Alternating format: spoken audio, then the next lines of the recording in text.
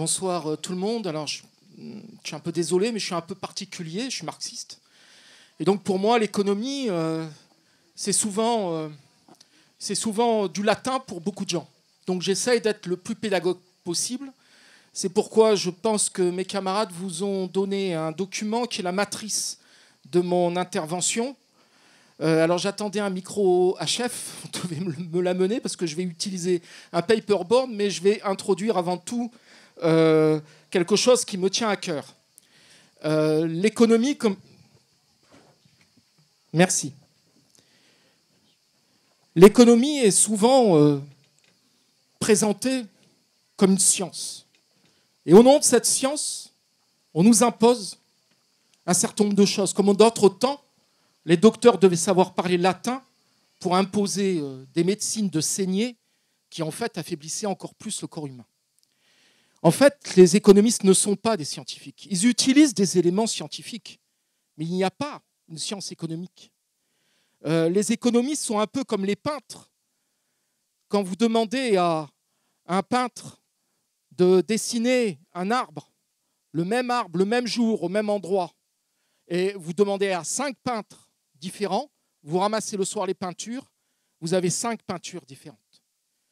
Mettez 5 économistes devant un graphique, le même jour, avec les mêmes données, ramassez 2 heures après les copies, vous aurez 5 interprétations du graphique.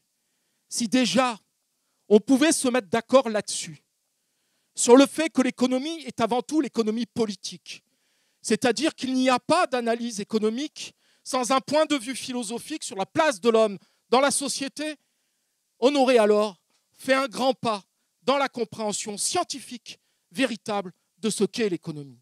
Sans humain, sans approche humaine, il n'y a pas d'économie. Ça, c'est pour mon introduction. J'en viens au fait principal que j'ai appelé donc la financiarisation de la société, une approche marxiste. Et la question qui nous importe est celle de la monnaie aujourd'hui. Et cette monnaie, vous voyez, dans les formes d'échange que j'appelle, qu'on peut appeler précapitalistes, l'argent est au milieu. Ce qui sert d'argent, c'est en fait son utilité de moyen d'échange. L'argent, la monnaie est utilisée comme un moyen d'échange entre deux biens.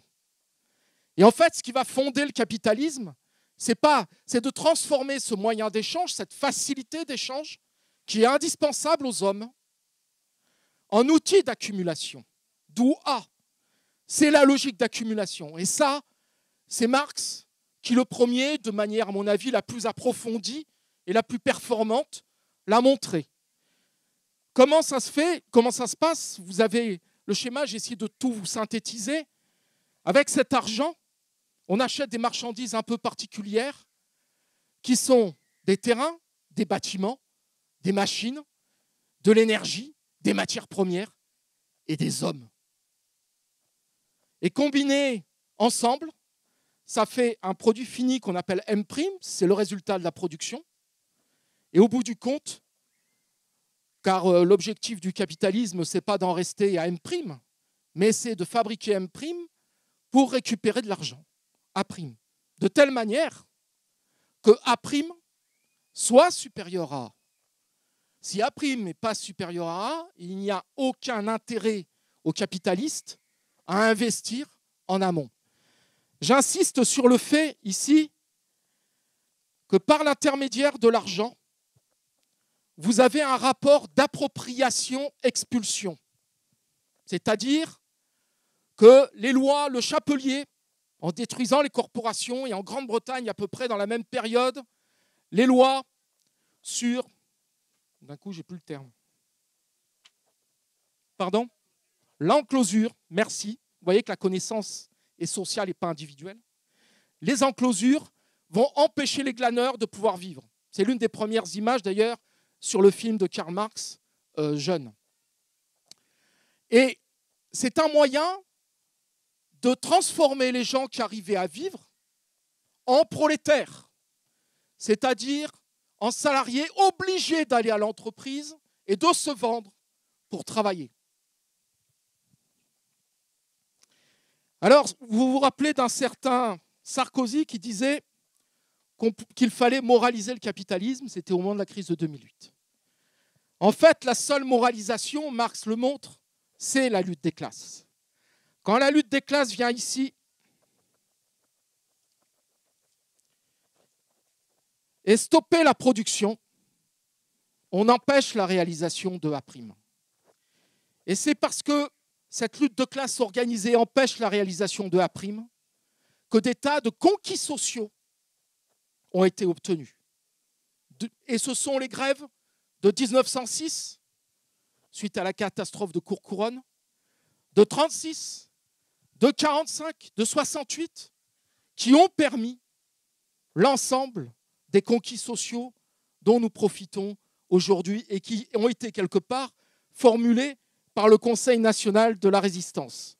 Cette lutte de classe s'applique sur l'entreprise, mais elle s'applique aussi sur un représentant qui s'appelle l'État et qui, compte tenu du rapport de force, va être obligé aussi d'intervenir ici pour obtenir des sous pour financer les politiques sociales, d'où le développement des services publics, d'où le développement des politiques sociales, d'où le développement de la protection sociale, etc., etc., etc. Est-ce que c'est clair? Alors, le problème qui est posé, c'est qu'à force de se prendre des raclées, tout le monde pense que le capitalisme n'est pas intelligent. Moi, je prétends l'inverse. S'il n'était pas intelligent, ça ne ferait pas 40 ans qu'on s'en prend plein la gueule. Et qu'on est, non pas en conquis sociaux, mais en régression sociale. Alors, il a lu Marx. Et il a compris un certain nombre de choses. Et il s'est posé la question, comment faire du profit financier un input préalable et non le résultat d'un processus aléatoire, la production. Il fallait libéraliser les capitaux, les marchandises, le travail, ce qu'on peut appeler aujourd'hui le nomadisme migratoire, avec l'ensemble des mouvements migratoires que nous connaissons aujourd'hui. Désormais, je refuse d'appeler des migrants des migrants. C'est du nomadisme migratoire, au même titre qu'étaient nomades migratoires les hommes de Néandertal, incapables de vivre dans leur environnement. Dans le cadre de la mondialisation, nous avions détruit l'environnement des hommes. Et certains d'entre eux sont obligés de partir car on a détruit leur culture vivrière. Alors la question, comment ils ont appliqué ça? Merci.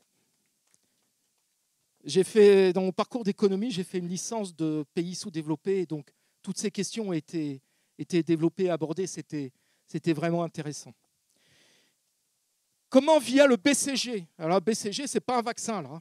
Ça s'appelle le Boston Consulting Group.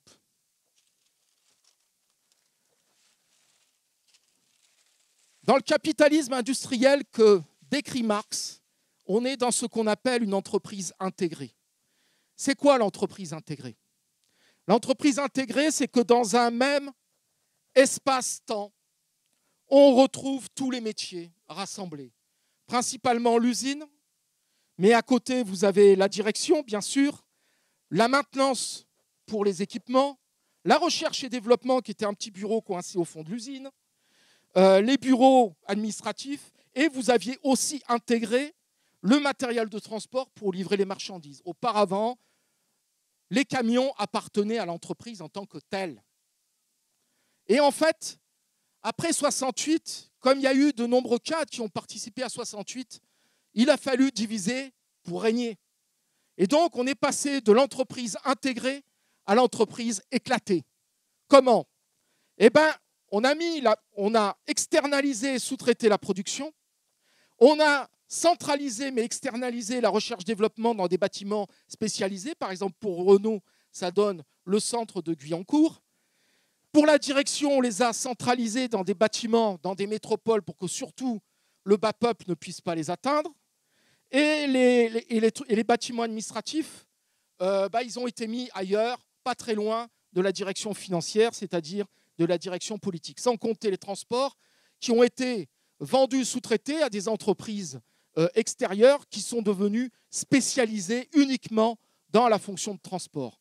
Et ça a été un moyen, au cours du temps, des années 68-70 à 1980-90, et ça continue, de séparer les fonctions, et en séparant les fonctions, d'empêcher de comprendre comment se construit la valeur ajoutée à l'entreprise, et ça limite la revendication. Vous comprenez bien que quand on fabriquait des voitures et qu'on fabriquait tout à l'intérieur, à part le caoutchouc des pneus, c'était facile à comprendre entre un prix de vente de voiture et ce que vous coûtiez en tant qu'ouvrier ou technicien, de rapidement faire la différence et de comprendre ce qu'était la plus-value. Aujourd'hui, avec l'entreprise éclatée à travers les territoires et contrôlée par les métropoles, elles n'ont pas été inventées pour rien, eh ben, c'est extrêmement difficile de recomposer la manière dont la valeur ajoutée a été créée et a été développée. Est-ce que c'est clair ?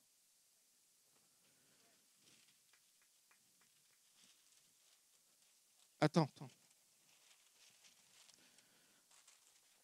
Nous en venons, j'espère que je ne suis pas trop long, ça va. Nous en venons donc à la deuxième page. J'essaie d'être rapide. Si vous voulez des compléments, vous me contactez. Je viens en deuxième semaine au choix. Vous avez tous entendu parler de la spéculation boursière. La spéculation boursière, je vous l'ai dit tout à l'heure, c'est comment essayer de faire de l'argent par l'argent sans passer par la phase productive. Ça donne A'. De telle manière, évidemment, que A' soit très supérieur à A. On appelle ça la dictature financière. Et comme c'est une dictature, là, on parle du niveau financier pur, mais ça va s'appliquer au réel. Et comme c'est une dictature, on prend cette expression et on l'applique aux entreprises. C'est ça la financiarisation de l'entreprise. C'est-à-dire qu'on va imposer une logique de financiarisation avant même la production effective des biens. Et la question qui est posée, la nouvelle question stratégique qui est posée, et ça fait que 30 ans que je le raconte dans mes organisations sans être entendu, c'est celle-là qui est au centre. C'est quel est le produit qui va me permettre, en qualité et en quantité, de réaliser mon taux de profit. D'où le développement, le surdéveloppement des emplois de cadres, d'ingénieurs, de techniciens, de comptables, de juristes, qui vont permettre d'optimiser tout ce qu'il est possible dans le cadre des nouvelles technologies. En bout de chaîne, évidemment, il faut bien de la fabrication, mais cette fabrication, comme vous voyez, M, c'est-à-dire l'usine véritable, elle est mise entre parenthèses, car sous-traitée soit aux PME ou TPE en situation de sous-traitance, soit évidemment délocalisée dans les pays sous-développés. Et en sachant évidemment, il faut bien comprendre que tout ça, c'est possible du fait de ce que j'appelle la révolution informationnelle, c'est-à-dire les ordinateurs Internet qui permettent d'échanger des quantités énormes d'informations ou d'argent par ces processus, et une division internationale du travail qui fait que, par exemple, pour Nike, je ne fais pas de la publicité, mais c'est parce que c'est l'exemple type, et je crois qu'un cinéaste américain, Michael Moore, l'a montré dans un de ses films, comment la conception des chaussures Nike se fait à New York, comment la production réelle se fait en Chine ou en Inde, et comment elle est rapatriée par bateau qui ne pollue surtout pas, bien sûr, vers les pays dits consommateurs, c'est-à-dire les États-Unis, le Canada, l'Europe, l'Australie, etc., etc. Donc on a là une logique que si on n'a pas dans la tête, on ne comprend pas de quoi nous sommes victimes. Parce que lorsqu'on met A' en tête, ça s'applique à toute la société. En d'autres termes, je vais être obligé de boire. Donc, en d'autres termes, quand moi j'ai commencé à travailler en 1987, 85% des emplois sur le marché du travail étaient en CDI. Aujourd'hui, c'est l'inverse. 85% des emplois, notamment pour les jeunes, sont hors CDI. Nous avons un système qui planifie le profit et qui, en planifiant le profit, planifie la précarité de masse, c'est-à-dire la marginalisation.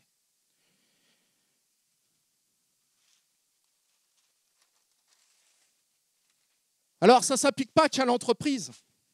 J'espère que Xavier est toujours là. Mon camarade Xavier, qui est l'un de mes camarades qui a distribué, j'aimerais qu'on le salue et qu'on l'applaudisse parce que c'est un militant de la CGT cheminot et cadre en plus. Donc vous pouvez imaginer la difficulté du combat qu'il a eu à mener sur Saint-Charles. Merci Xavier. Alors, avant d'avoir fait des études d'économie, je suis passé par un IUT de transport logistique. Parce qu'on nous raconte le service public, ça coûte cher, etc. Mais le service public, c'est facile à comprendre. Et pour la SNCF, un professionnel nous l'expliquait déjà au début des années 80. C'est un triangle dans lequel vous avez l'équilibre budgétaire, le service public avec ponctualité, sécurité, petite ligne, et la tarification sociale.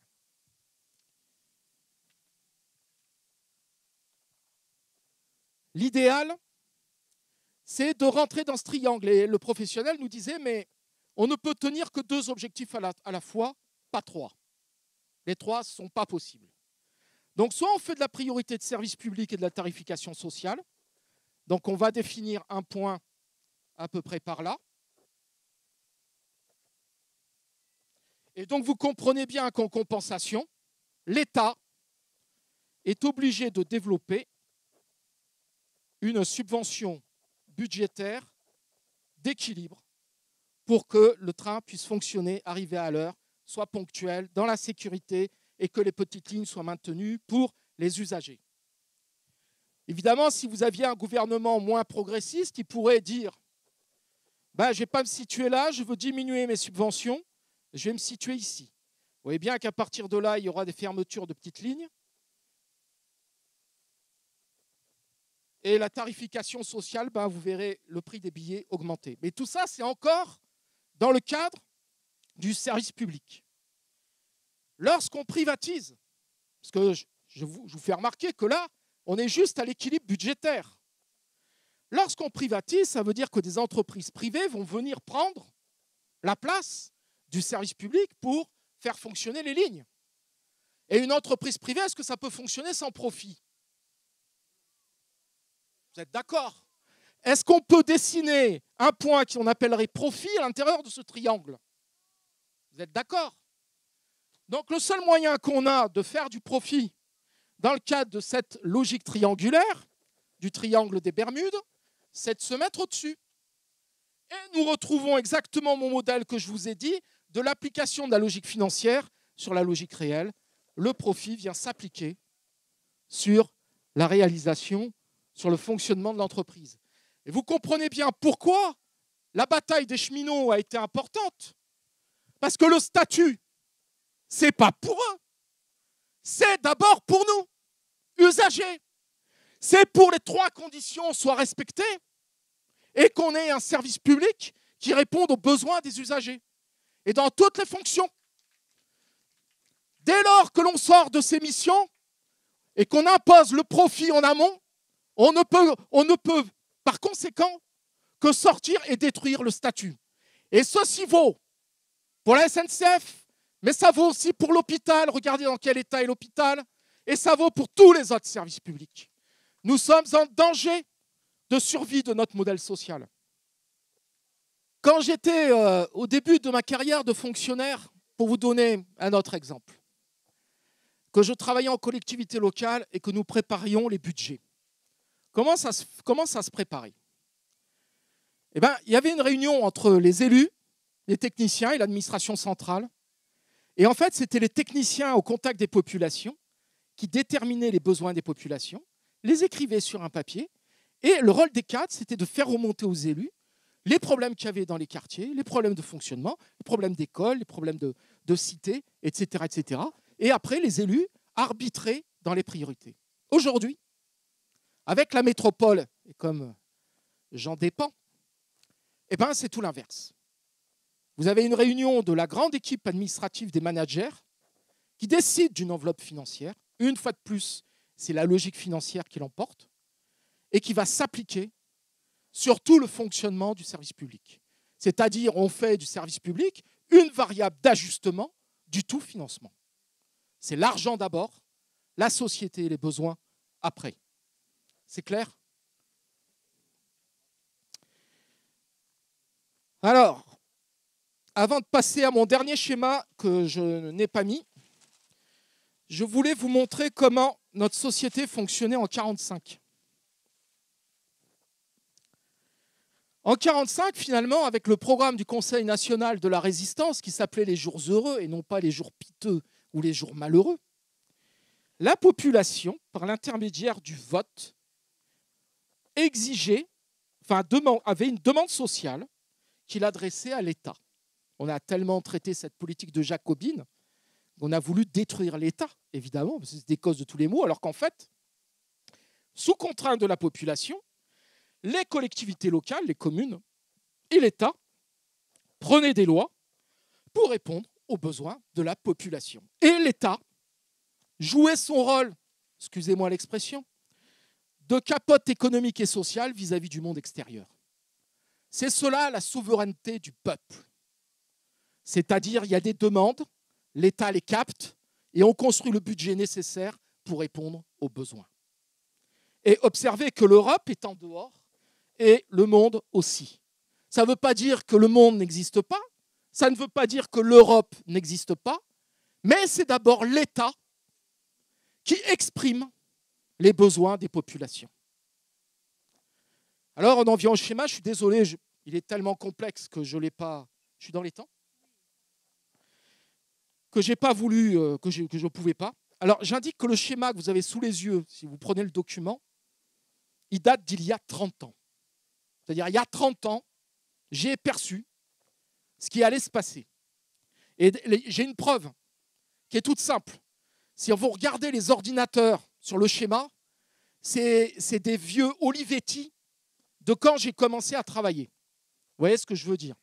Et ouais, c'est ce qu'il y avait à l'époque et que j'ai mis dans mon schéma. Je n'ai pas d'autres preuves. Hein. Je ne peux pas en donner d'autres. Hein. Je n'ai pas fait exprès de mettre ces ordinateurs vintage. Hein. Ce n'était pas volontaire. Et donc, au lieu d'avoir ce système-là, le capitalisme, avec la mondialisation financière, ne vise qu'à répondre aux demandes solvables. D'ailleurs, il existe des magasins pour ceux qui ne sont pas solvables. C'est vrai ou pas?